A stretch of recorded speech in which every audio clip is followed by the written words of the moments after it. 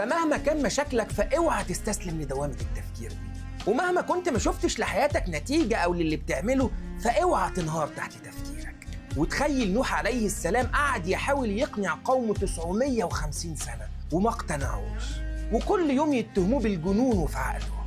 انت متخيل لو سيدنا نوح زي حالاتك كان زمانه انهار من زمان تحت دوامة التفكير. هم ليه مش بيؤمنوا؟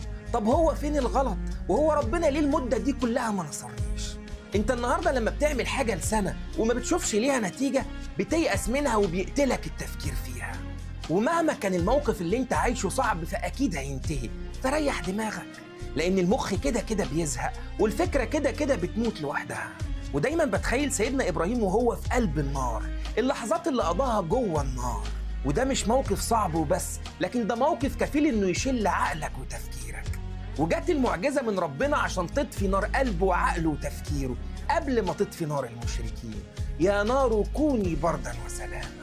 فخدها قاعدة، ما توجدتش في الحياة الحاجة اللي توقف وتشل تفكيرك، فارحم نفسك من التفكير لأنك بده بتضيع عمرك، وهتعرف في النهاية إن ما كانش فيه حاجة تستاهل.